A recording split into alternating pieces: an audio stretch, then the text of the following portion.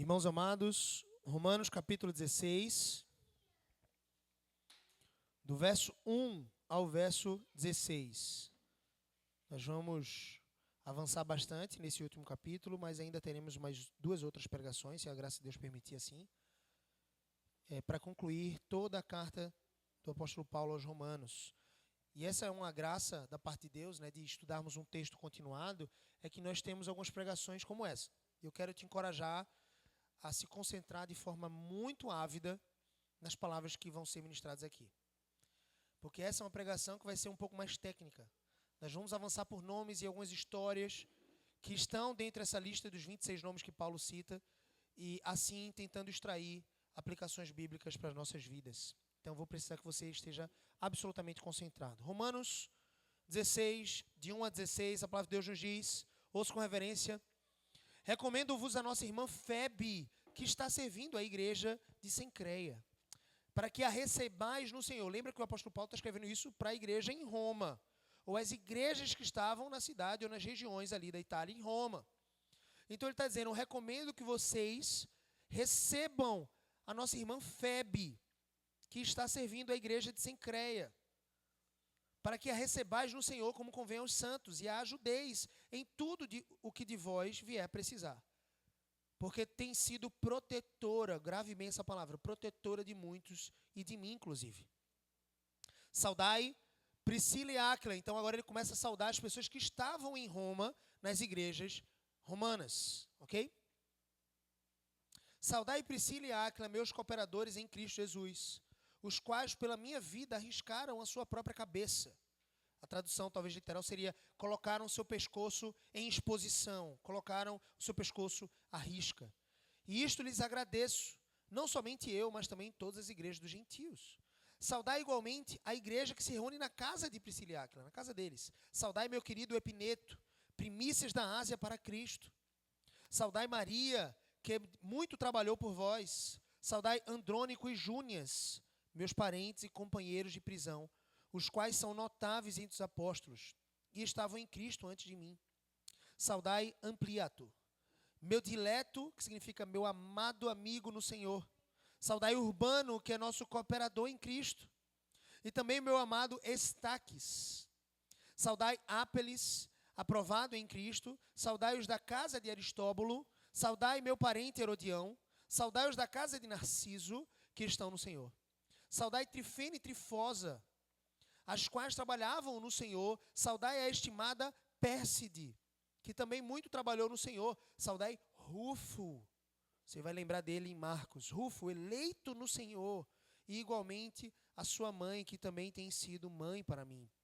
Saudai Assíncrito, Flegonte, Hermes, Pátrobas, Hermas e os irmãos que se reúnem com eles. Saudai Filólogo, Júlia, Nereu e sua irmã, Olimpas e todos os santos que se reúnem com eles.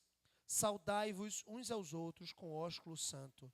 Todas as igrejas de Cristo vos saúdam, igrejas em Roma. Talvez você, quando leu esse texto, e se você já leu Romanos, capítulo 16, talvez você tenha passado rápido por esses nomes, né? Deixa eu passar rápido aqui, deixa eu terminar isso aqui, porque não tem muita aplicação. Deixa eu avançar para o versículo 17 ao versículo 20, porque aqui tem algumas administrações que eu posso talvez aplicar à minha vida. E agora eu te desafio aqui a pegar muito bem o seu papel, a sua caneta, ou na sua própria Bíblia, como eu particularmente gosto de fazer, as marcações da minha própria Bíblia, porque do contrário, se você não anotar algumas coisas dessa pregação, você vai ter esse conhecimento dissipado, vai evaporar com uma acetona aberta.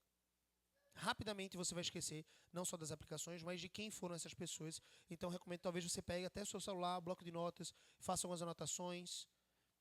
Nós vamos avançar para esse texto. Vamos orar. Senhor Jesus, obrigado, Pai, por esse dia, pela Tua palavra. Fala aos nossos corações, desvenda os nossos olhos para contemplarmos as maravilhas da Tua lei nesse texto, Senhor. Que possamos sair daqui avivados. Ó Deus, possamos sair daqui confrontados e, ao mesmo tempo, Senhor Deus, exortados em Ti, confortados em Ti, de que precisamos, Senhor Deus, tomar decisões em nossas vidas. Possamos avançar, Senhor Deus, em nível de hospitalidade, em nível de amor, em nível de cooperação com o reino de Deus. Ó Deus, nos ajuda a arder por essa palavra. E nos ajuda, Senhor Deus, a estarmos absolutamente atentos nesse momento. Em nome de Jesus choramos. Amém, amém. Irmãos, contexto rápido para a gente relembrar da carta de Paulo aos Romanos. Paulo escreve de Corinto. Você lembra que no capítulo 15, a gente citou isso. ele estava com a intenção de ir para Jerusalém, levar a oferta aos irmãos de Jerusalém, e depois ir para Roma, pela primeira vez. Ele nunca tinha estado naquela igreja. Ele queria ir para Roma, e de Roma ele queria avançar para a Espanha, o mundo ocidental conhecido. Ele queria pregar o evangelho lá, onde ainda não tinha o estabelecimento de igrejas e nem do evangelho. Então, em Atos capítulo 20, versículo 2 a 3, ele está lá em Corinto, na região da Acaia. Ele está prestes a ir para Jerusalém, levando a oferta aos gentios, conforme está aqui em Romanos 15, 25 a 26. E o seu plano, então, depois, como está em Romanos 15, 24, se você conferir no texto, era ir para a Espanha a partir de Roma. Então, Roma, os irmãos em Roma, essas igrejas enviariam Paulo, talvez com alguns sofrimentos, com algumas pessoas apoiando Paulo nessa missão de plantar igrejas na Espanha. Essa carta é enviada à igreja de Roma, que Paulo ainda não conhecia pessoalmente, mas amava profundamente. E tinham muitos irmãos dele conhecidos. Não é à toa que ele cita os 26 nomes aqui, e grande parte desses 26 nomes estão em saudação às pessoas que estavam em Roma. Romanos é a mais rica exposição doutrinária do Evangelho, talvez seja assim a mais rica, e termina com uma lista de nomes. Essa lista de nomes nos lembra que o Evangelho é uma teologia através das pessoas. O Evangelho é uma doutrina que tem rostos. É a verdade com pessoas vivendo em comunidade, em amor, numa igreja.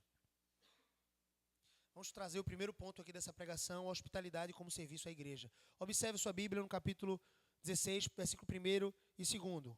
Recomendo-vos a nossa irmã Febe, que está servindo a igreja de Cencreia, para que a recebais no Senhor, como convém aos santos, e a ajudeis em tudo o que de vós vier a necessitar, porque tem sido protetora de muitos, inclusive de mim. Irmãos, Febe aqui é uma mulher notável, certamente uma das mais notáveis da Bíblia. Ela é citada tão somente aqui em Romanos 16, mas ela é citada como, o termo aqui grego para ela é, esse serva, é diaconum, que vem exatamente de diáconos, uma ideia de que ela prestava serviços aos santos. É uma mulher recomendada por Paulo. Ela servia a igreja de Cencreia. Essa igreja em Cencreia ficava na região de Corinto. Essa região da Acaia ficava um pouco acima da Grécia, e Cencreia era um porto de Corinto. Era uma região que era absolutamente importante para o comércio marítimo ali no mar Mediterrâneo, linkando Oriente, toda a região da Judéia e o Oriente, as Índias e tudo mais, até o Ocidente. Então esse porto de Cencreia era muito importante, e ele estava no lado oriental, ele apontava para a região da Judéia. Um outro porto na região de Corinto ficava do lado ocidental, apontando para a Itália. Então, eles estavam ali naquela, como que, região da Grécia. E ela estava servindo uma igreja em Cencreia. Existia a igreja de Corinto e existiam as igrejas ao redor, como se fossem congregações. Essa irmã estava servindo nessa igreja. Paulo esteve em Corinto por 18 meses. Durante sua segunda viagem missionária, está lá em Atos capítulo 18, versículo 11. E eu quero convidar você a abrir em Atos capítulo 18, versículo 18, por favor. Tem uma informação curiosa e importante aqui. Nesse texto, Atos 18, 18, nós vamos caminhar para as Escrituras em alguns textos. Observe a sua Bíblia. Atos 18, 18 diz... Estou vendo ainda um folhado de algumas Bíblias, então vou aguardar vocês abrirem. E tendo ainda Paulo permanecido ali muitos dias, despediu-se dos irmãos e dali navegou para a Síria, levando consigo Priscila e Áquila, tendo rapado a cabeça em Cencreia, porque fizera voto. Ele fez um voto diante do Senhor, raspou a cabeça, demonstrando esse sinal de voto. Era uma coisa comum, especialmente entre os judeus. Provavelmente ele estava indo em Jerusalém, na sua última viagem. Ele chegou em Jerusalém, a igreja ali, os apóstolos disseram: Paulo, tem alguns judaizantes, tem alguns cristãos judeus aqui que ainda apelam muito e dizem que você está pregando contra a lei, está pregando contra Moisés, faz voto no templo. Paulo, ele sabia que aquele voto não tinha significado algum, senão para alcançar os judeus, os seus compatriotas. Então ele fez algo que não tem sentido algum religioso, não tem sentido algum bíblico, e ele era autoridade, apóstolo, mas ele se submete a fazer esse voto para que através dele ele pudesse alcançar os judeus, porque os judeus olhariam para Paulo com voto e veriam nele um homem purificado de qualquer tipo de mancha ou pecado. E nessa purificação ele poderia ter liberdade para falar aos irmãos. Então aqui provavelmente ele também fez algo notável e parecido com isso. Talvez esse seja o mesmo escopo, nós não temos certeza, é uma conjectura, o mesmo escopo de voto para poder pregar aos judeus. E ele faz esse voto aonde? Em Cencreia, no porto de Cencreia, antes de ir para a Síria. Então, informação interessante. Aqui nós aprendemos que Febe era uma serva fiel, e aí o termo grego diáconon, serva, ministro, auxiliar. É claro que esse termo grego está associado à função oficial de diáconos na igreja. Você sabe que os apóstolos O Novo Testamento estabelece a cada igreja bispos, que é o mesmo significado de presbíteros e também diáconos, né? Então, bispos, presbíteros é o mesmo termo, nós poderíamos chamar de qualquer forma. Hoje tem muitas igrejas que colocam o bispo como sendo um pastor de pastores, né? Um pastor superior. Não tem referência bíblica para isso. Basicamente, você poderia chamar de bispo, presbíteros ou pastores aqueles que são eleitos para essa função de pastorear a igreja. E os diáconos aqueles que são também eleitos para servir especialmente as mesas, para cuidar dos irmãos, os mais necessitados, para estar atento também na missão de pregar o evangelho a essas pessoas. E aqui, esse termo, não existe referência alguma no Novo Testamento de que alguma mulher foi ordenada a diaconisa. Essa ordenação como um ofício. Mas esse termo é utilizado em vários outros textos bíblicos para apontar a ideia de que nós devemos ser servos. O diácono é aquele que serve, é o servo de todos. Deus, inclusive, através de Jesus, usou esse termo com os apóstolos. Sim, os apóstolos parecem ter um cargo superior, sim, na igreja. Eles estão acima como que dos pastores e presbíteros. Mas o próprio Pedro, sendo apóstolo, diz, eu presbítero com eles. Foi Pedro ou João? Agora eu estou confundindo. Mas eu presbítero com eles, certo? Eu acho que foi Pedro. Que disse, então eu também sou colocado como presbítero, embora seja apóstolo, mensageiro de Cristo, general de Cristo. O título de Pedro era apóstolo, um dos 12, ok? Mas ele também se colocava como diácono, porque Jesus falou para Pedro, Pedro, vocês, todos os discípulos todos os apóstolos devem ser diáconos. Vocês devem ser servos uns dos outros. Então aqui, essa expressão, né, não necessariamente aponta para uma ordenação feminina ao ofício de diácono. Nas cartas pastorais, em 1 Timóteo, e também capítulo 3, e Tito, capítulo 1, Paulo deixa claro que essa função oficial, por meio de eleição, está disponível apenas para homens. Isso não diminui, de hipótese alguma, a função das mulheres na igreja, sobretudo porque Paulo está levantando o nome de várias dessas mulheres aqui. Júlia, Febe, Priscila e tantas outras que serviam ao Senhor. O termo diácono pode ser usado de forma não técnica, ou seja, não oficial. Em Mateus capítulo 20, versículo 26, se você quiser anotar esse texto, ele diz basicamente, não é assim entre vós, Jesus falando com os discípulos. Pelo contrário, quem quiser tornar-se grande entre vós será o que vos sirva, será o que vos diácono. Ok? Os apóstolos também receberam esse mesmo termo, e Jesus não estava se referindo ali a vocês vão ser oficiais diáconos na igreja. Vocês são apóstolos, esse é o seu ofício, mas vocês servem como diáconos. Preste atenção nisso.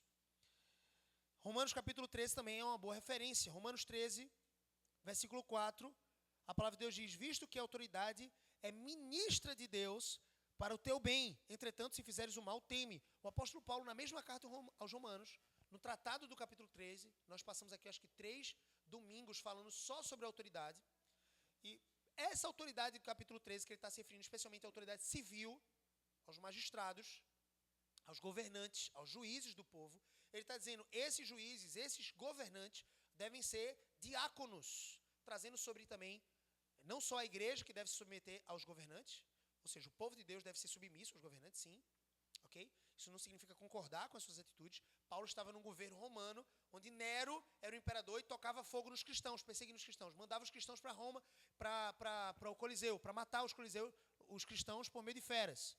Ele não estava dizendo, eu concordo com isso, mas nós nos submetemos e a glória é de Cristo. Quanto mais Nero matava, mais cristãos surgiam. É isso que o sangue dos mártires faz. Fecunda na terra a semente do evangelho de muitas pessoas. Então, se eu tiver que morrer por causa de Cristo, o próprio Paulo morre de alguma forma decapitado em perseguição por decisão do imperador romano. Se eu tiver que morrer por causa de um juiz impiedoso, se eu tiver que ser preso por causa de um membro do STF que está perseguindo os cristãos, que isso sirva para a glória de Deus e para o crescimento do seu reino. Vocês entendem isso?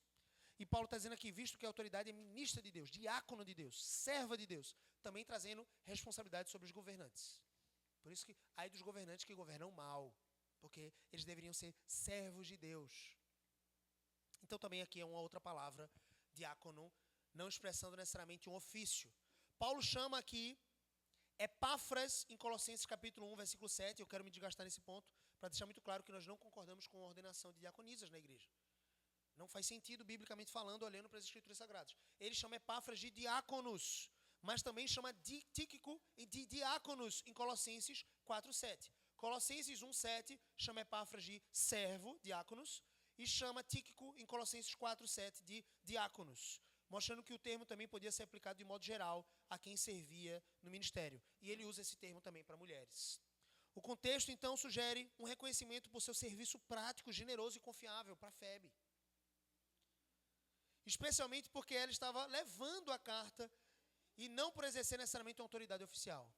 É provável que Febe tenha saído de Cencreia e tenha sido a portadora da carta, veja que grande responsabilidade, né, aos romanos, e ela viaja até Roma. Então, por isso que ele recomenda Febe e diz assim, olha, ela serviu ao Senhor fielmente, ela cuidou de mim, a gente vai chegar nesse termo, ela protegeu a muitos e protegeu a mim. Eu recomendo que se ela tiver qualquer necessidade, que ela seja provida e cuidada por vocês. Veja que coisa interessante, hoje em dia nós temos alguns hotéis, Airbnbs, naquela época não tinha isso. Então, quando você enviava alguém com a responsabilidade, você enviava com a recomendação de que a igreja pudesse cuidar dessa pessoa com hospitalidade. É provável, nós vamos ver aqui, que Febe tenha tido recursos financeiros, é provável. E ela seja uma mulher aparentemente rica. E nós vamos entender um pouco melhor sobre isso. Mas mesmo sendo rica, mesmo tendo recursos, era recomendável que ela estivesse com as igrejas em Roma, sendo acolhida pelos irmãos em Roma, especialmente porque Roma era uma cidade que ainda desfrutava de muita perseguição religiosa. Ela seria portadora da carta. Essa expressão, recomendo-vos então, era usada nas cartas antigas para apresentar oficialmente uma pessoa numa nova comunidade. E é isso que Paulo faz com Febe.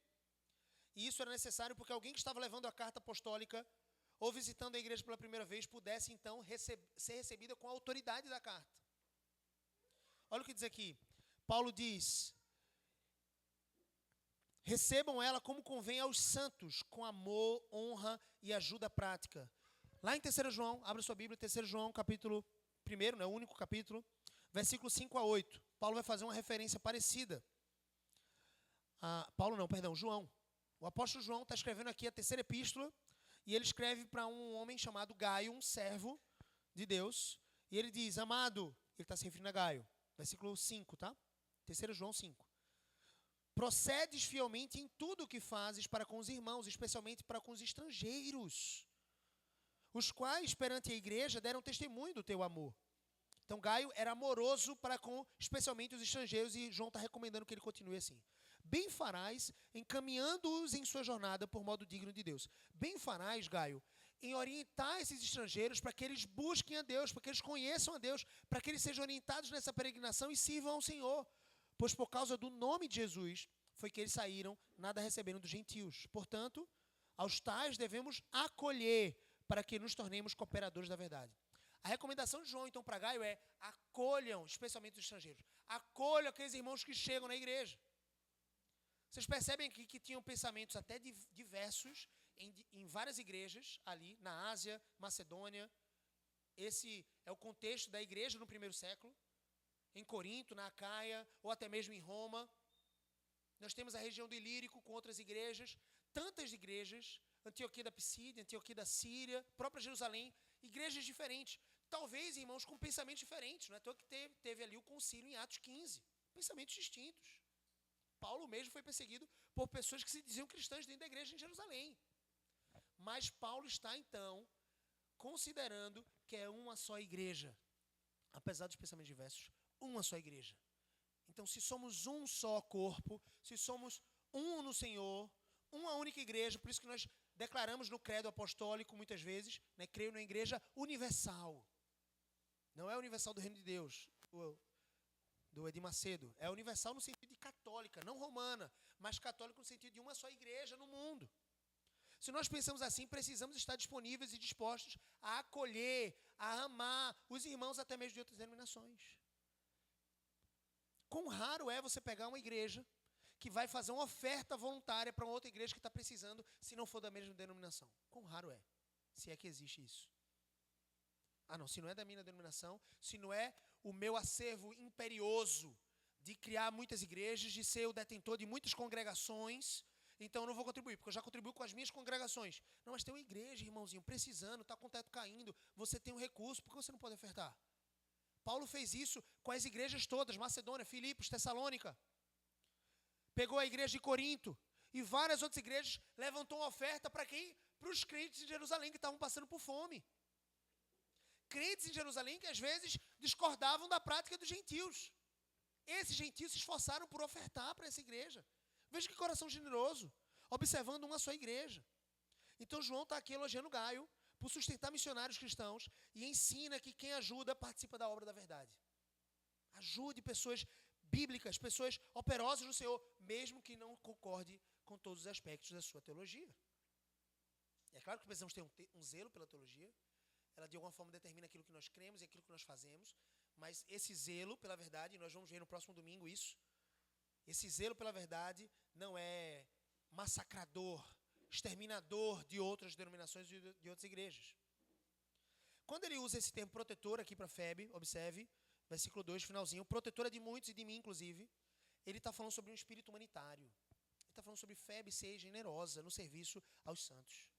Mesmo que a gente possa interpretar que ela tinha posses, ela colocava as suas posses em função dos santos, em função da igreja. Os santos aqui não são pessoas sem pecado, vocês já conhecem, santos aqui é uma expressão, né, usada para aqueles que creem em Cristo Jesus. Mesmo sendo pecadores, redimidos pela graça, são cristãos, e sendo cristãos são considerados pela palavra de Deus como santos. Essa palavra protetora aqui é próstatis, em grego, defensora, patrocinadora, mantenedora. Essa ideia aqui é a ideia de que ela não apenas protegia, mas ela promovia, patrocinava o avanço do reino de Deus e também cuidou, inclusive, do apóstolo Paulo. É a ideia de alguém que sustentava financeiramente ou usava sua posição social para proteger e ajudar a igreja. Essa é provavelmente Febe. Possivelmente Febe era uma mulher rica e influente que financiava a missão e prestava ajuda prática a muitos cristãos. Vamos pensar aqui, eu amo esse texto. Abra sua Bíblia em Lucas capítulo 8. Esse texto é fabuloso demais. Lucas capítulo 8, versículo de 1 a 3. Observe na sua Bíblia. Veja o próprio Filho de Deus, Jesus. Aquilo que algumas igrejas mais gananciosas ficam referindo o tempo inteiro como sendo dono da prata e do ouro. Como se você, justamente por ser filho de Deus, como você é filho de um Deus, dono da prata e do ouro, e você vai ser pobre, você vai passar necessidade. Não tem como. Eles falam assim. As igrejas mais gananciosas. É claro que é bíblico dizer que Deus é o dono da prata e do ouro. Isso não significa que ele, sendo o dono da prata e do ouro, vai te dar prata e ouro. Porque os próprios apóstolos, você lembra de Pedro e João, na porta do templo, no pórtico de Salomão, quando eles encontram aquele mendigo, e o mendigo pede uma ajuda financeira, eles dizem o quê? Apóstolos, generais do reino. Eu não tenho nem prata nem ouro. O que eu tenho, eu te dou. Levanta e anda. Coxo de nascença, paralítico de nascença, nunca tinha andado, começou de um pulo a saltar e entrar no templo cantando e louvando a Deus. E aquilo foi um testemunho para a pregação do evangelho. Eles não tinham nem prata nem ouro, os apóstolos. Como tem igrejas hoje que falam sobre isso? Que você é filho de Deus, você não pode passar necessidade. Pode sim. O próprio apóstolo Paulo diz, não é nem riqueza nem pobreza, porque eu aprendi a viver contente em toda e qualquer situação. É por isso que ele diz, tudo posso naquele que me fortalece. Você já ouviu esse versículo? Frase de caminhão, né? Tudo posso naquele que me fortalece, como se fosse um superpoder. Eu tudo posso, então, eu posso adquirir riquezas. Não, tudo posso suportar. Todas as coisas eu suporto por causa do amor de Cristo. Irmãos, Lucas 8, versículo de 1 a 3. Observe o Filho de Deus. A perfeita varonilidade. A melhor estatura daquilo que nós conhecemos como sendo masculinidade bíblica. A melhor estatura. Aquele que é o provedor do universo. Aquele que é o Senhor de todo o universo. Olha o que ele, em vida, se prestou a fazer. Lucas 8, de 1 a 3 diz, aconteceu, depois disso, que Jesus andava de cidade em cidade, a missão dele, de aldeia em aldeia, pregando e anunciando o evangelho do reino de Deus. Que missão gloriosa! Quão podemos também aprender com essa missão e ferver nessa direção? Andar de cidade em cidade, de aldeia em aldeia, de praça em praça, de centro comercial a centro comercial, anunciando o evangelho de Deus. E iam com ele os 12 apóstolos. E também algumas mulheres que haviam sido curadas de espíritos malignos e enfermidades. E aqui parece que The Chosen acerta um pouco, né? Essa série parece que ela acerta um pouco quando ela mostra sempre os apóstolos acompanhados de algumas dessas mulheres. Sempre. Era o grupo dos discípulos de Jesus, os 12, mais alguns outros discípulos, também homens e também mulheres. Algumas mulheres que foram curadas de espíritos malignos e também de enfermidades. Maria, chamada Madalena, da qual saíram 7 demônios. Muita gente acredita que Maria Madalena era prostituta, mas não tem nada na Bíblia dizendo isso. Só tem dizendo que saiu dela 7 demônios. É o que nós temos. Então, nós não podemos dizer ela era prostituta. E aqui, observe o versículo 3 agora. O choque. Joana, mulher de Cusa. Cusa era procurador de Herodes. Alguém dentro do palácio herodiano, relevante, importante, tinha recursos. Joana, ele não diz que Cusa, o marido de Joana, ajudava Jesus. Joana, a mulher de Cusa, procurador de Herodes, Susana e muitas outras mulheres, as quais o serviam, assistiam a esse exercício, de servir com os seus bens. Irmãos, o Filho de Deus recebeu provisões de mulheres. Você está entendendo isso? Você está entendendo? O Filho de Deus recebeu provisão. Ele podia ter vindo rico, sim ou não? Ele podia o tempo inteiro fazer como ele fez com Pedro. Vai ali na boca do peixe, pega um estéter, paga o imposto para mim e para você. Ele podia fazer isso o tempo inteiro, mas ele se permite ser servido pelas mãos de homens, de mulheres como eu e você, com os nossos bens, queridos. Ele precisa da gente? Ele precisa dos nossos bens? Ele precisa do seu dízimo e oferta? É o seu privilégio participar disso. É o seu privilégio. Com o que você vai gastar os seus recursos? É conforto? É melhorando o seu celular? É pagando mais algumas assinaturas de Netflix para você se distrair um pouco mais? Tudo isso é lícito, você pode fazer. É comer em melhor restaurante, viajar melhor, você pode fazer isso. Ir para Gramado todo ano, 2 vezes por ano, ou ir para Disney, pode fazer, faça. Mas, por favor, não esqueça de ser ainda mais generoso com a causa do avanço do reino de Deus, patrocinando não só o avanço desse reino na sua localidade, mas também no mundo. Talvez Febe fosse uma mulher zelosa por observar as recomendações de Paulo em 1 Timóteo, abra lá, 1 Timóteo capítulo 5, versículo 9 a 10.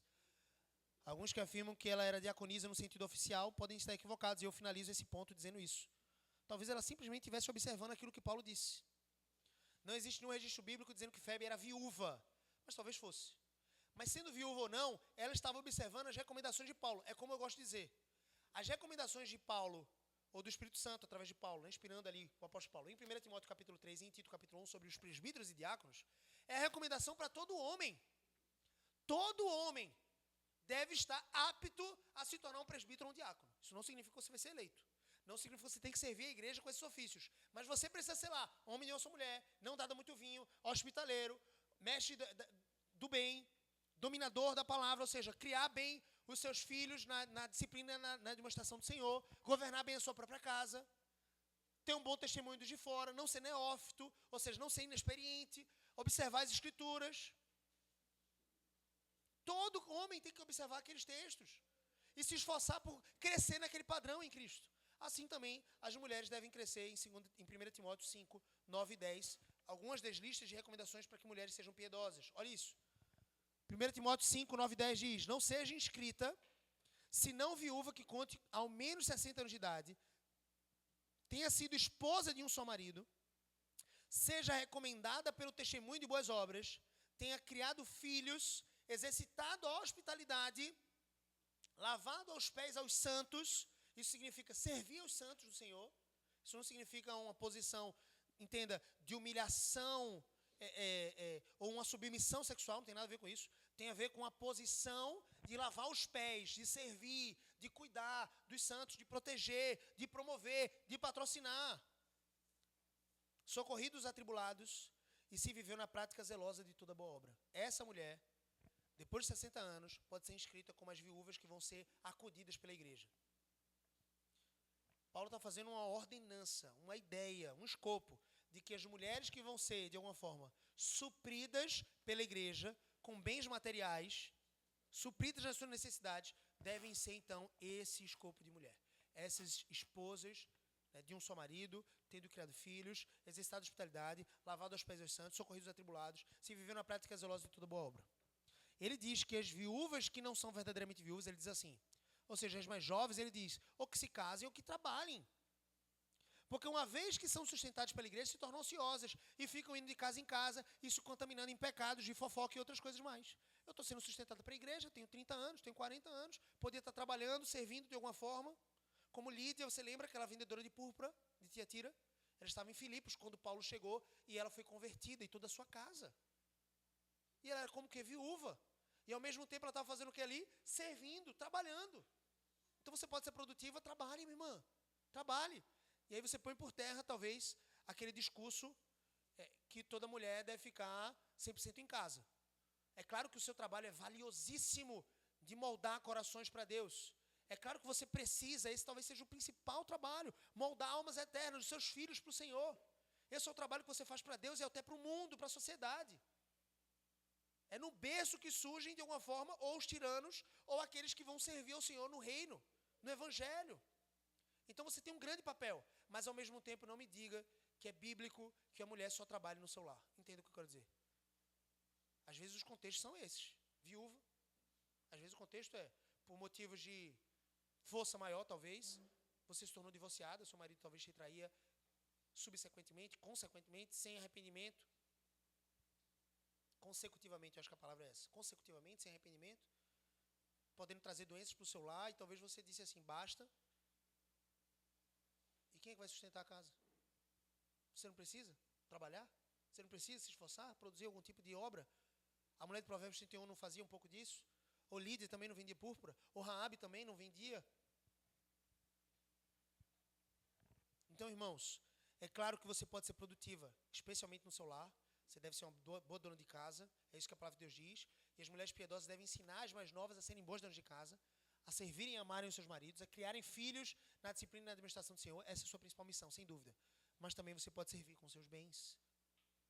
E sim, aqui Jona estava fazendo uma coisa que muitos casais hoje não entendem.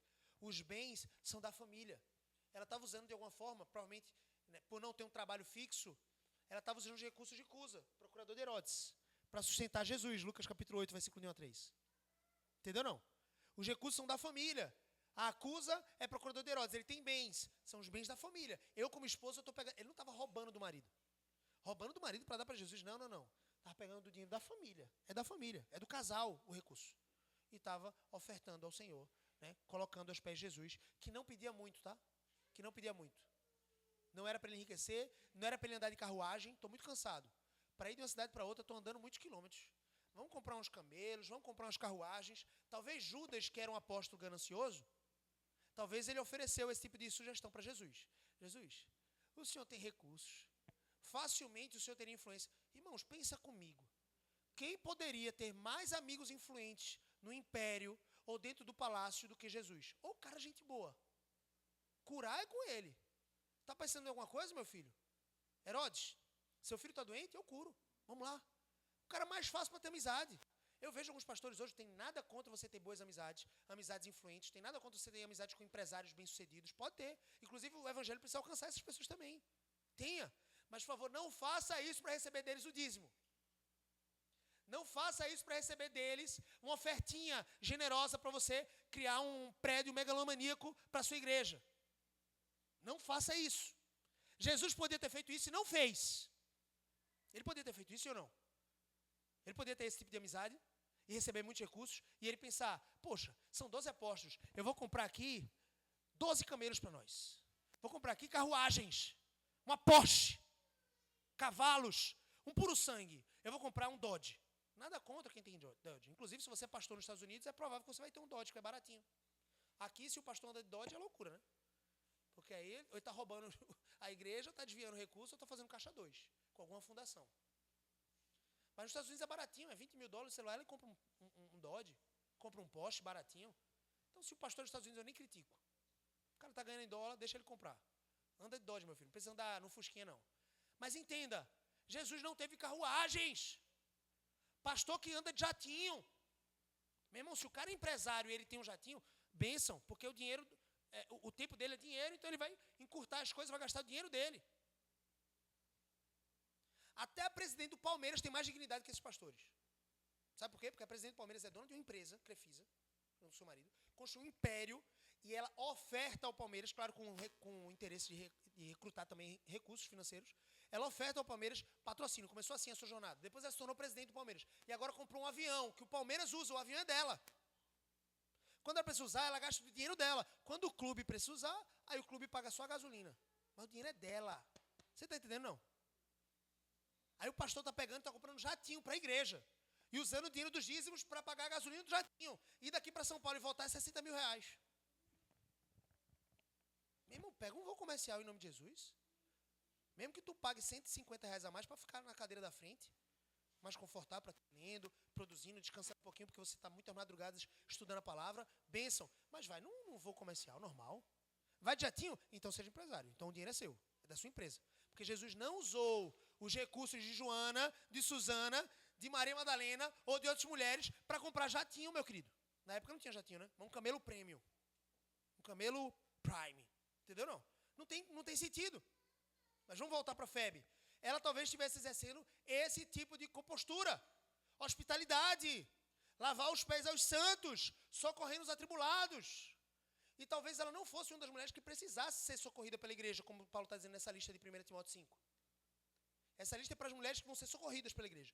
Mas ela, mesmo sem precisar ser socorrida, ao contrário, com seus bens socorrendo os santos, ela estava cumprindo esses requisitos para a glória de Deus. Irmãos, primeira aplicação básica, a hospitalidade cristã é uma arma contra o pecado do egocentrismo. É uma arma da luz em favor do avanço do evangelho. Embora eu não comecei ainda as aplicações finais. E é uma expressão visível do amor ao reino de Deus. Você ama o reino, você ama as almas perdidas, você ama o trabalho que Tiago e Isis estão fazendo, e espero que eles venham aqui. Na verdade, está marcado para a próxima sexta-feira. Próximo PG, Tiago e Isis vão trazer um estudo. Eu não tinha combinado isso, esqueci, mas eles pediram para ser nessa próxima sexta-feira. E ele vai trazer um estudo. Não perca esse PG, sexta-feira, 7h30. Faça de tudo para estar presente nesse PG, na casa do irmão Jesse e Alex. Na casa deles, a gente vai falar sobre essas casas, né? Que acolhiam a igreja. E na sexta-feira, 7h30, Tiago e Isis são nossos missionários, que nós, não são nossos, né? Que nós apoiamos um pouco do ministério deles. Eles vão estar, especialmente Tiago, vai estar trazendo uma palestra para a gente sobre o trabalho que ele faz lá no Nepal, junto com a Isis. Então, eu realmente estou bem ansioso e ansiando por esse momento. Esteja presente conosco. É uma arma poderosa, uma expressão visível do amor no reino de Deus. Você lembra do exemplo de Lídia? Ela era de Tiatira. Lá em Filipos, quando Paulo chega, antes dele ser açoitado, chicoteado por pregar o evangelho na praça pública, antes dele ser preso, ele tem um encontro com Lídia ali na margem do rio. Ela estava lavando um pouco das roupas com outras mulheres, e ele prega o evangelho e ela era batizada ali. Ela e sua casa são batizados. Atos 16:15, depois de ser batizada, Lídia, ela e toda a sua casa nos rogou, dizendo, olha o que Lídia fez com Paulo, e também ele estava junto com Silas e talvez mais algumas outras pessoas. Nós sabemos que Paulo e Silas foram presos, então na nossa cabeça fica o contexto de que só Paulo e Silas estavam ali em Filipos pregando o evangelho, mas é provável que eles tivessem mais algumas pessoas e eles dois fossem os cabeças que foram presos, né? Mas enfim, ela nos rogou, Lídia foi batizada, recebeu libertação, saiu da escuridão de trevas, da solitária dessa vida, para receber luz em Cristo Jesus. Você acabou de ser liberta, querido, ou liberto.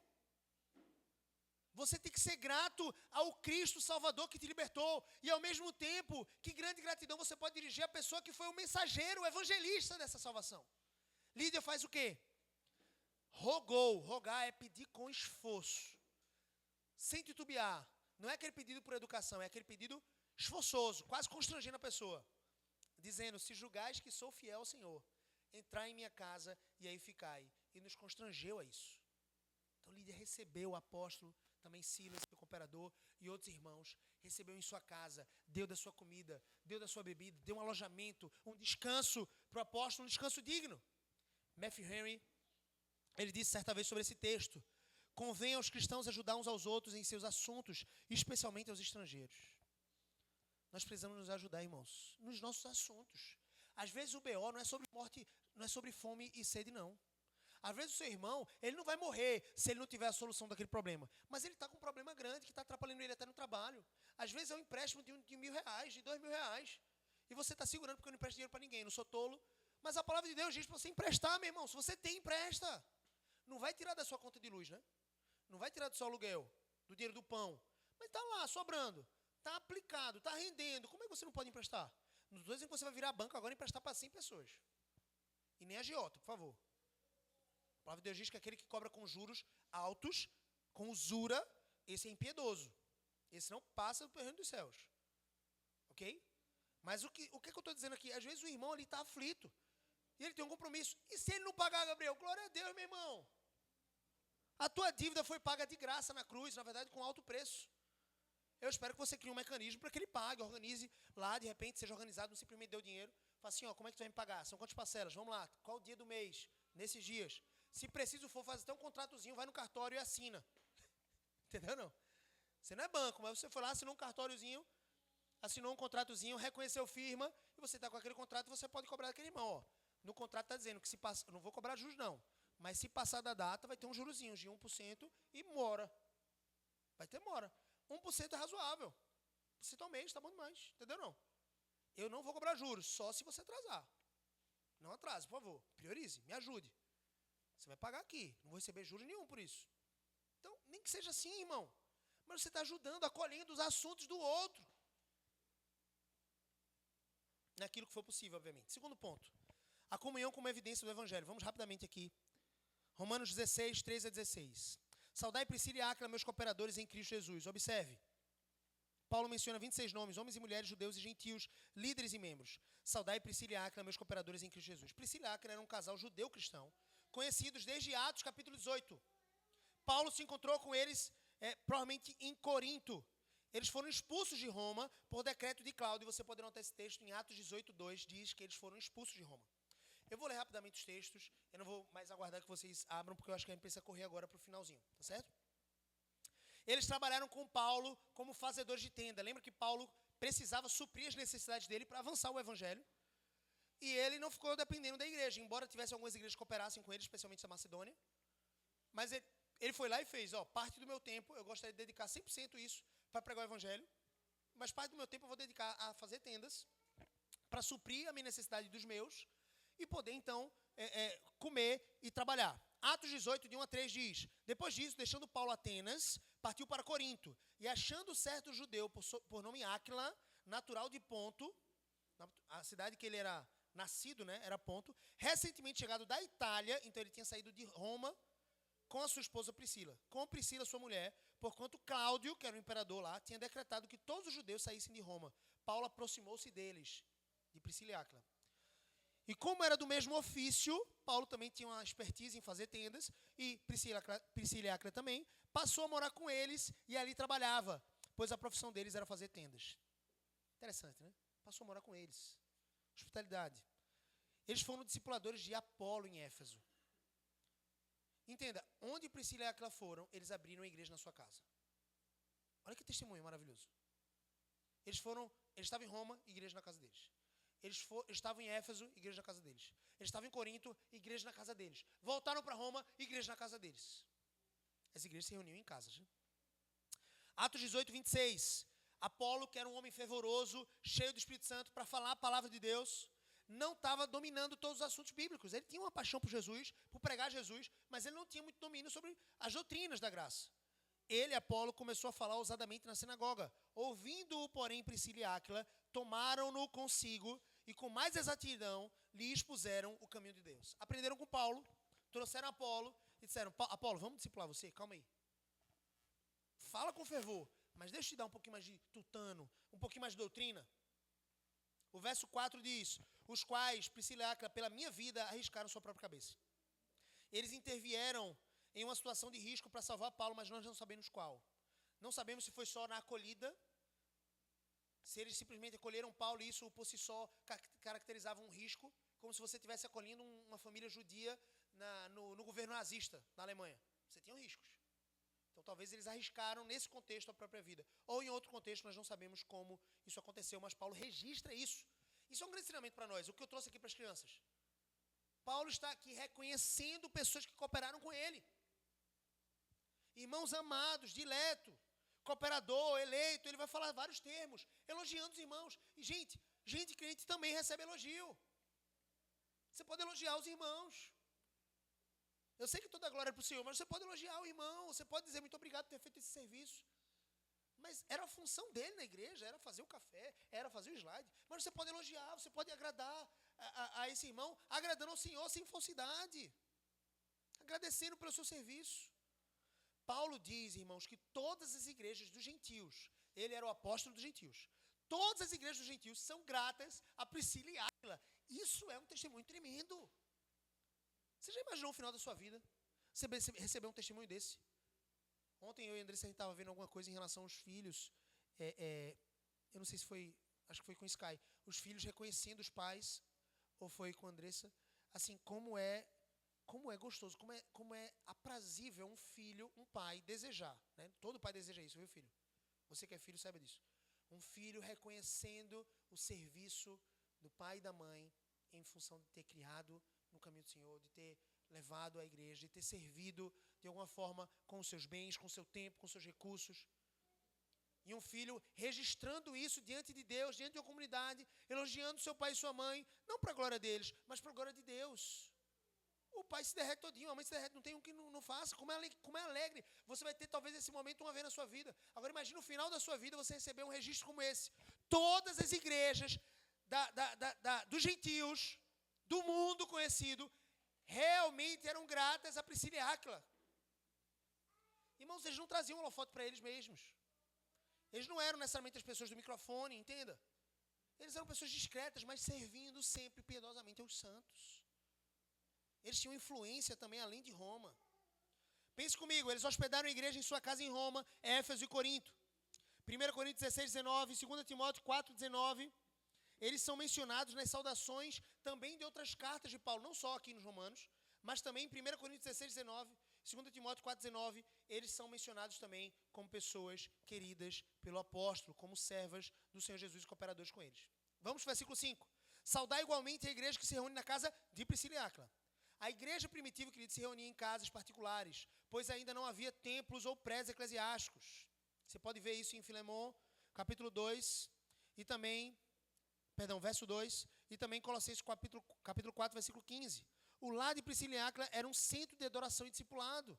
A hospitalidade, meus irmãos, é um dos pilares do crescimento da igreja primitiva e continua sendo hoje. Eu sei que quando você traz um pregador de fora e ele pode ficar confortavelmente no hotel para não ser incomodado, para ter o próprio espaço, a própria privacidade, você pode oferecer isso para um palestrante, para um pregador. Isso pode ser bênção em certa medida, com relação ao conforto. Mas você perde o crescimento da sua família ser hospitaleira. Você perde do irmão que está vindo de fora ficar numa casa de gente crente, de gente simples. Ontem eu estava numa igreja palestrando e eu fui muito bem recebido, é impressionante. E eu estava elogiando o irmão, que era o líder do Ministério de Casais, que me chamou. Eu estava dizendo assim, irmão, como eu fui alvo do amor de Deus aqui. Como você, com simplicidade, gente. Não teve muita pompa não, não teve luxo, não teve nada não. Mas é só, você quer uma água? Vamos sentar aqui. Você quer uma aguinha de coco? Tinha uma aguinha de coco lá na igreja, olha que coisa boa. Um dia a gente vai ter um frigobarzinho aqui, vai ter água de coco também para os irmãos. Mas assim, puxa, é só o cuidado. Teve uma outra igreja que eu fui palestrar, o irmão disse assim, Gabriel, venha mais cedo para você jantar na minha casa. Um irmão simples. Quando eu cheguei, ele disse assim, Gabriel, não tem nada luxuoso aqui, é simples. Eu fiz, meu irmão, mas eu também sou simples. Eu quero comer, eu como bolacha murcha, pão duro, numa casa de taipa e chão batido, ou eu posso comer no palácio, e eu estou feliz do mesmo jeito. A gente tem que ser simples nessa expectativa. O último grau de sofisticação é a simplicidade, meu irmão. Quer ser sofisticado? Seja simples. Ame. E não tinha nada de bolacha murcha e pão duro, tá? Era bem gostosa a comida. Inclusive uma sopa deliciosa que a esposa dele fez. E todos recebendo ali, ele sentou na mesa para comer. A gente orou, agradecido. Antes da palestra, isso foi outro dia. E eu nunca mais esqueci esse irmão. Que hospitalidade maravilhosa. Ele poderia ter só me chamado para a igreja? Poderia, mas ele me chamou antes para comer na casa dele. Claro que teve um esforço de eu sair mais cedo, mas isso foi maravilhoso. E eu também topei isso. Não, sou muito ocupado, não vou mais cedo. Vou! Eu sou ocupado, mas eu paro. Vamos lá.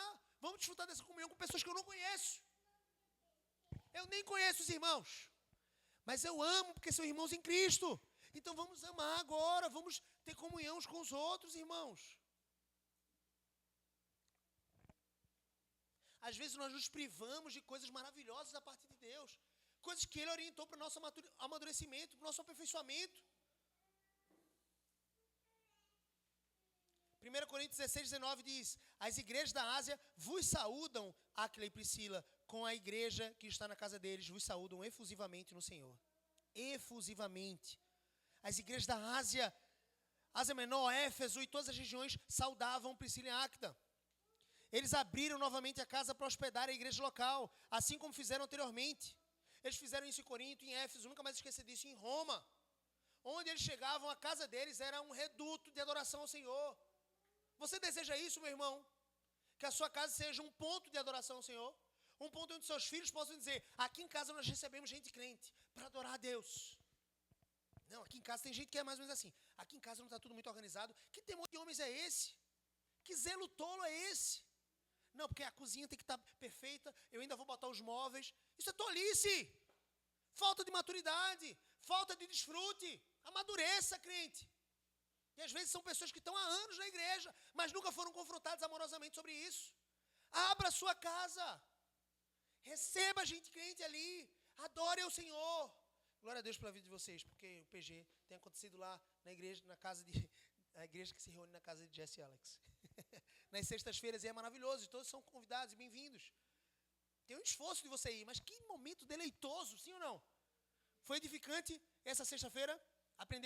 Estamos aprendendo sobre a história dos reis com Jesse. E que conhecimento bíblico, hein? Eu já vi essa história N vezes. 1 Samuel 17, a história de Golias e Davi, mas eu nunca vi dessa maneira. E isso não é para a sua glória, é para a glória de Deus. Mas eu quero registrar isso. Eu nunca tinha ouvido dessa maneira. Com tantos detalhes, tão aprofundado. Irmãos, é maravilhoso crescermos não só na palavra, mas na comunhão. Você consegue imaginar um pai que tem, sei lá, vamos pegar aqui Jesse e Alex, 9 filhos, 10 quase ali com o Nicolas, então, tem Ethan, 11, ainda tem Kerry, 12, são muitos filhos. Você imagina a tristeza no coração deles por verem 2 filhos brigando? Ou sem comunhão? Não tem alegria, meu querido. Na verdade, a alegria deles tem que ser o Senhor, mas parece que o coração só vai estar em paz quando os irmãos estiverem bem, quando estiverem se amando, quando estiverem se ajudando, mutuamente, sim ou não? Você acha que Deus é assim conosco também? Você acha que Ele se alegra quando a gente tem divisões? Quando a gente está meio rixoso, briguento? Ele se alegra quando nós estamos em comunhão, irmãos. Comunhão.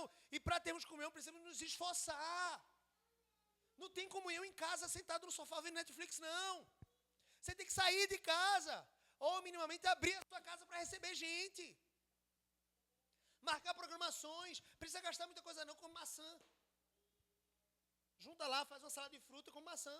Baratinho, não precisa ser com muita coisa cara não. Se bem que tem uma pizzaria bem baratinha aqui em Aldeia, né, Jess? Que é maravilhoso. Massa de pão, delícia. Eu amo essa pizza, inclusive.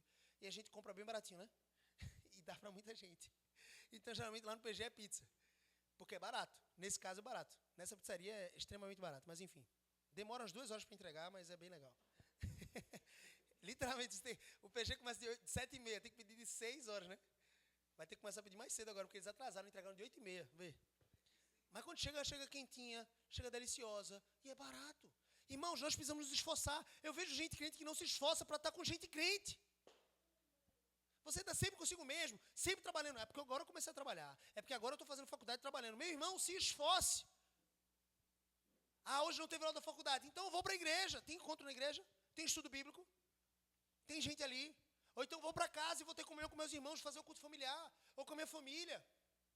Ah, o PG é sexta-feira, então eu vou. Ah, mas eu tenho faculdade toda sexta de noite. Não tem problema. Mas tem sexta que você não tem aula, né? Quando você não tem aula, você aproveita para descansar um pouco mais e assistir Netflix e ficar sozinho no seu quarto? Ou você aproveita, essa é uma oportunidade que eu tenho para ir para o PG, deixa eu ir. Você tem que arder por essas coisas. Paulo chama Priscila e Áquila de cooperadores em Cristo Jesus, o que revela uma parceria no ministério. Irmãos, esse casamento maravilhoso de Priscila e Áquila, casamento de cristãos saudáveis, inabaláveis em Deus, pode ser sempre uma plataforma poderosa para o serviço no reino. Então você que ainda vai casar, case-se no Senhor. Case-se com alguém que ame ao Senhor e que esteja disposto a entender essas coisas, essas ordenanças e dizer, eu quero abrir minha casa, eu quero receber pessoas e eu quero ser uma plataforma de avanço do reino. Versículo 5, saudai Epineto, meu amado, que foi o primeiro convertido de Cristo na Ásia. Então, provavelmente nos avanços missionários, na primeira viagem missionária de Paulo, o primeiro a se converter, e sempre isso marca você, o primeiro a se converter foi Epineto, e ele está saudando esse irmão que está em Roma agora. O primeiro fruto da missão na Ásia Menor. Irmãos, quem sai para fazer missão, quem sai para pregar o evangelho, sai com um coração ardoroso, esperando na expectativa de ver os frutos do trabalho do Senhor. De ver pessoas se entregando a Jesus, convertidas, se arrependendo dos seus pecados, crendo em Cristo, sendo batizadas. Não tem alegria maior para um missionário do que ver o fruto do trabalho. E como é difícil você bater na tecla, na pregação do evangelho, de casa em casa, nas praças, nas ruas, em todos os lugares, e você não vê uma alma vivente se entregando a Jesus. Que difícil missão foi a missão do profeta Isaías, que pregaria e ninguém se converteria, foi o que Deus disse para ele. Como não se entregar ao desânimo dessa forma? Então Paulo estava alegre com Epineto. E certamente nós não podemos nos entregar ao desânimo, mesmo que a palavra de Deus seja, você vai pregar e ninguém vai se converter. Pregue, pregue. A palavra de Deus não volta vazia, seja para conversão ou para condenação daquele que ouviu. Ele diz, versículo 6, saudai Maria, que muito trabalhou por vós. E aqui uma referência maravilhosa. Essa ideia de muito trabalhou é uma ideia de esforço, cansaço contínuo.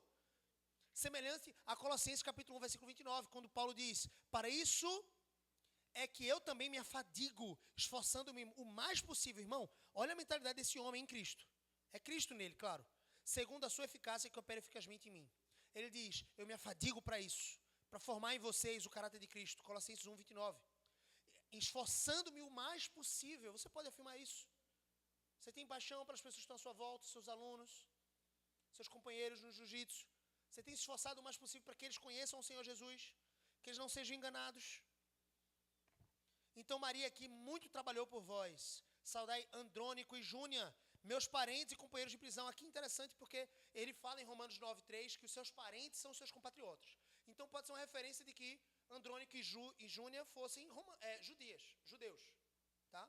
Não necessariamente parentes de sangue, não necessariamente. Pode ter sido parentes de sangue, mas podem ser simplesmente, são meus compatriotas, são judeus. E aí ele faz essa divisão. E olha que interessante, eles foram presos com Paulo, mostrando envolvimento direto no ministério missionário do apóstolo. Olha o que ele diz sobre Andrônico e Júnia, talvez um casal. Eles são notáveis entre os apóstolos, notáveis. Veja, aqui pode ter dois significados. Ou eles são notáveis porque são apóstolos, no sentido de mensageiros. Mais uma vez, é um termo utilizado, que geralmente é utilizado para um ofício, apostolado, que se encerrou ali com os 12, basicamente, certo? Com Paulo ali, no primeiro século. Esse ofício de apóstolo não existe mais na igreja, pelo menos é isso que nós pensamos. Mas esse termo apóstolo significa mensageiro de Cristo.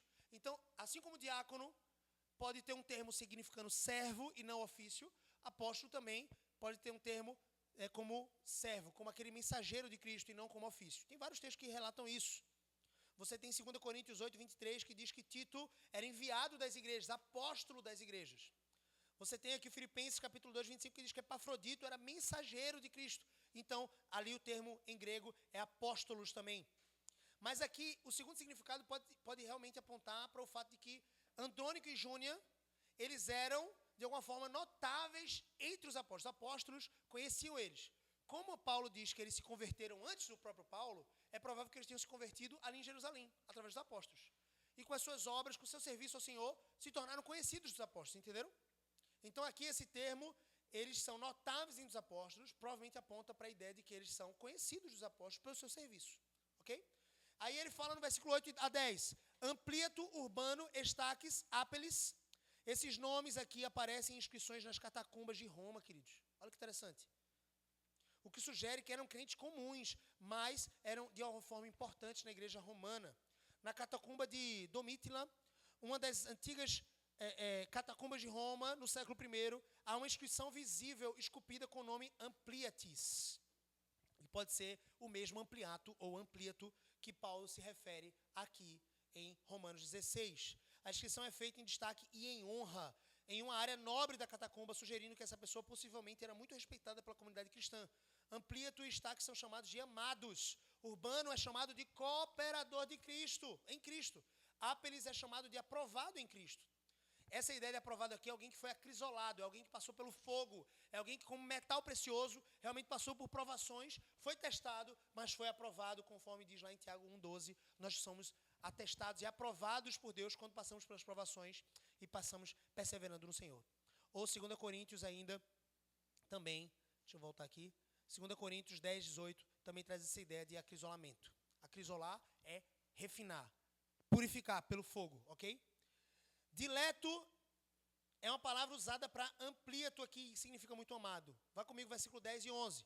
Saudai os da casa de Aristóbulo e os da casa de Narciso. Paulo, então, aqui, não saúda diretamente Narciso ou Aristóbulo, e sim os da casa deles, como se fosse uma família. Talvez Aristóbulo e Narciso já tinham até morrido, e eram conhecidos como a casa de Aristóbulo. É como se fosse assim, a casa de Jesse, daqui a 100 anos, Jesse morreu, mas eu falo os da casa de Jesse, ou seja, a família que está lá em Jesse. Pode ser isso, mas pode ser também a ideia de que o próprio Jesse não era crente, mas tinha ali os da sua casa que eram convertidos. Então ele está saudando os da casa de Jesse, a casa de Aristóbulo e Narciso. Então ele fala aqui uma ideia de que, basicamente, essas casas grandes romanas, casas muitas vezes importantes de pessoas nobres, também tinham pessoas crentes. Aqui é interessante porque Flávio Josefo, que é um dos principais historiadores judeus, ele traz uma conotação interessante sobre Aristóbulo. Esse Aristóbulo pode ser o mesmo Aristóbulo de Calcis, que era basicamente neto de Herodes. Então ele era da casa herodiana, ele era um nobre. Herodes o Grande, que foi aquele que tentou matar Jesus no bebê, que José e Maria precisaram ir para o Egito, por ordem do anjo, certo? Esse Herodes, que tentou matar Jesus bebê, era Herodes o Grande, teve alguns filhos, e um desses filhos, né, tinha o nome de Aristóbulo. Esse Aristóbulo teve um outro filho chamado Herodes Antipas, e esse Herodes Antipas provavelmente teve outro filho, ou irmão dele, Aristóbulo de Calcis. Esse Aristóbulo, se for o mesmo, viveu em Roma e era muito próximo do imperador Cláudio, mesmo sendo Cláudio que ordenou a expulsão dos judeus ali em Roma.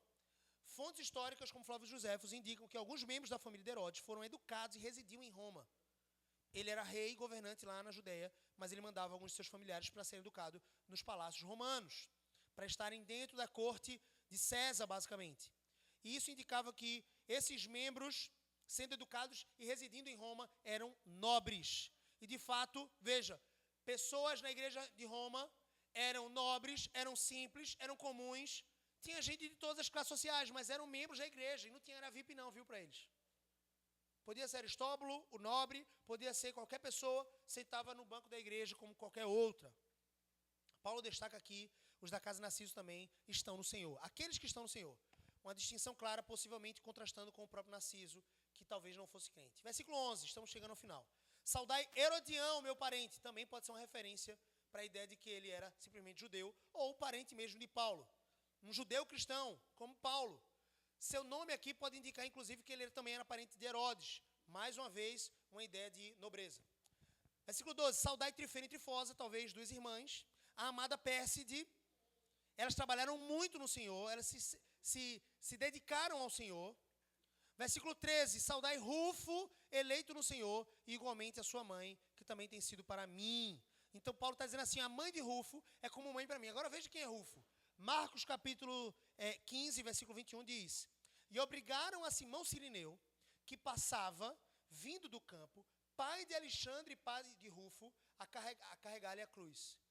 Aqui é o momento em que o Cirineu, aqui Simão, carrega a cruz de Jesus. Ele era pai de quem? De Rufo. Então Rufo era filho de Simão que carregou a cruz de Jesus, e de alguma forma tinha um aspecto de piedade. E a mãe dele também foi mãe para Paulo. Não necessariamente era mãe biológica de Paulo, mas foi uma mãe no sentido de acolhimento de Paulo. E ele está saudando o irmão dele na fé, Rufo. Rufo, você, que sua mãe foi como uma mãe para mim, também é meu irmão em Cristo. E ele está saudando o Rufo aqui, com alegria, dizendo que ele era eleito no Senhor. Não com uma ideia de eleição, eleição da graça, ou eleição como um salvo, simplesmente porque senão ele estaria contrastando com a ideia de que todos os outros não são eleitos. Todos os outros aqui são eleitos em Cristo Jesus. Era a fé de Paulo. Paulo acreditava assim, eram crentes sinceros. Mas aqui ele está trazendo a ideia de eleito como sendo aprovado por Deus. Como sendo alguém que estava fazendo um trabalho para a glória do Senhor. Irmãos, a igreja cresce com homens e mulheres que servem uns aos outros com amor prático, discipulado e cuidado espiritual, como uma família. Então talvez você seja como uma mãe para Paulo. Será que a pessoa que você está acolhendo como uma amiga do seu filho, ou como alguém da igreja, você está acolhendo como uma mãe que acolhe um apóstolo como Paulo, como um missionário como Paulo, entende o que eu quero dizer? Você também pode ter, de alguma forma, uma recompensa em Deus por acolher amorosamente essa pessoa. Versículo 14, saudai Assíncrito, Flegonte, Hermes, Pátrobas, Hermas e os irmãos que se reúnem com eles. Aqui parece uma referência à segunda igreja em Roma. A primeira na casa de Priscila e Áquila, a segunda na casa desses irmãos. A igreja que se reúne na casa desses irmãos. E aqui parece ser uma referência à segunda igreja doméstica. São nomes aqui comuns. Grande parte da igreja em Roma era feita de pessoas simples, comuns, judeus, gentios, mas tinham pessoas nobres também, em todas as classes sociais. Versículo 15. Saudai Filólogo, Júlia, Nereu e a sua irmã, e Olimpas, e todos os santos que se reúnem na casa deles também. Ou seja, parece uma outra referência a uma terceira igreja domiciliar. Priscila e Áquila, a segunda igreja na casa, basicamente, de Assíncrito, Flegonte, e a terceira igreja como sendo na casa de Filólogo, Júlia e todos os outros. Então, novamente aqui um padrão, pessoas comuns, famílias, irmãos, reunindo-se nas casas para cultuar, orar, estudar e servir. Aqui uma observação interessante, o apóstolo Pedro aqui não é citado nesses 26 nomes por Paulo. Eu quero fazer uma referência a isso, rápida. Pedro não estava em Roma quando Paulo escreveu essa carta aos romanos, quando ele estava em Corinto, provavelmente no ano 57 depois de Cristo. E o silêncio de Paulo em Romanos 16 é a prova clara de que Pedro não estava. Por quê? Se Pedro estivesse, certamente, por ser notável, por ser um dos apóstolos, e Paulo tem uma relação com Pedro, ele seria mencionado. Aqui uma ideia interessante. Se Pedro estivesse em Roma, seria impossível não mencionar ele. Pedro era um dos 12. Era conhecido por liderar a igreja em Jerusalém, Atos 2 a 12. Paulo, quando escreve aos Coríntios, cita Pedro como figura proeminente em 1 Coríntios 1:12 e 1 Coríntios 9:5. E se Pedro fosse o bispo da igreja de Roma, como algumas pessoas sugerem, ter sido ele o primeiro papa, como afirma o catolicismo romano, seria obrigatório Paulo mencionar ele, no mínimo por respeito apostólico, mas não faz isso. Nós podemos concluir que é totalmente falha a tentativa da Igreja Católica Romana afirmar ter sido Pedro o fundador da igreja em Roma, ou até mesmo ser ele a origem da ordem dos papados, né, do Papa. A tradição de que Pedro foi bispo em Roma surge tardiamente, lá no ano 440, no século V, por meio de um homem que era chamado bispo de Roma, não tinha ainda papado, que foi Leão Magno ou Leão I. Você lembra que o Papa atual agora é Leão XIV, não é? Obrigado. E nós temos o Leão I aqui, estabelecendo essa ideia de que Pedro, então, foi o primeiro Papa romano. Isso não tem nenhum tipo de base bíblica, nenhum tipo de base bíblica. Pedro sequer tem menção bíblica dizendo que ele foi para Roma. Ele era, sim, um bispo, um dos pastores principais, um dos apóstolos principais na igreja em Jerusalém, não em Roma. Não tem nenhuma referência. Então, esse Leão I, Leão Magno, foi, 440 depois de Cristo, o primeiro a afirmar abertamente que ele governava a igreja em Roma em nome de Pedro e que os bispos de Roma são os sucessores do apóstolo Pedro com autoridade universal. Ou seja, a doutrina do papado, como conhecemos hoje, só começa a ser estruturada oficialmente com Leão I no século V. O Novo Testamento jamais afirma que Pedro fundou a igreja em Roma ou que sequer esteve lá. Finalmente, versículo 16 e último, saudai-vos com ósculo santo, irmãos. Essa é uma expressão de pureza, de afeto. Por favor, não deixe de beijar os seus irmãos em Cristo. Claro que homens devem ter prudência para não fazer isso com mulheres, né, ou de forma assintosa. Né, nós podemos cair em não só tentações, mas em ciladas com relação ao mau testemunho, com relação à aparência do mal. Então é preferível que você, né, aperte a mão, dê um abraço de lado. Mas assim, o ósculo santo era uma expressão não cultural, não é sobre cultura, é sobre o amor entre os crentes. Irmãos devem se amar. E se você quiser gastar sua bala com beijos, dê beijos, desde que você tenha uma masculinidade firme, dê beijos nos seus irmãos em Cristo. Homens com homens, mulheres com mulheres, né? Beijar, abraçar. E homens com mulheres que sejam mais discretos, mas ao mesmo tempo podem se abraçar também amorosamente e com distanciamento devido. Nós vemos esse tipo de referência em 1 Coríntios 16, 20, ósculo santo. 2 Coríntios 13, 12, ósculo santo. 1 Tessalonicenses 5, 26, ósculo santo. E 1 Pedro, todas essas cartas escritas por Paulo. E 1 Pedro aqui, 5, 14, carta escrita pelo apóstolo Pedro. Uma ideia de ósculos de amor, beijos de amor. A doutrina que Paulo ensina, irmãos, nos capítulos de 1 a 11, deságua em uma comunidade viva, que tinha comunhão, nos capítulos 12 a 16. João 13, 35, eu termino dizendo, nisto conhecerão todos os que sois meus discípulos, se tiverdes amor uns para com os outros.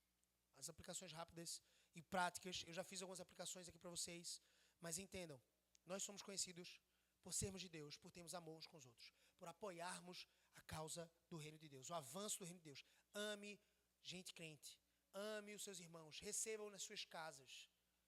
Apoie, esteja na casa dos irmãos para cultuar, para servir, para orar, para ter comunhão.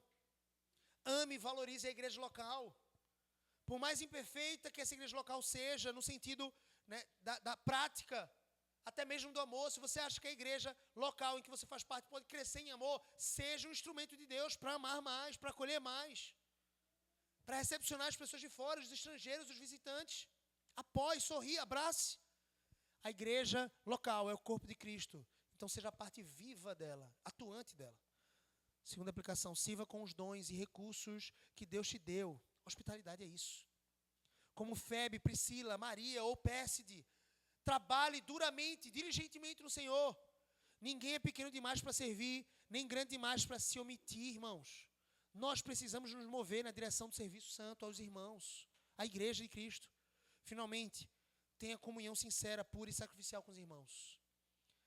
Em um mundo egoísta, egocentralizado, onde você tem que priorizar o seu conforto primeiro, você trabalha demais, horas e horas para receber o pão. Tudo bem que no Brasil parece que a gente tem que trabalhar mais um pouquinho ainda para receber o mínimo.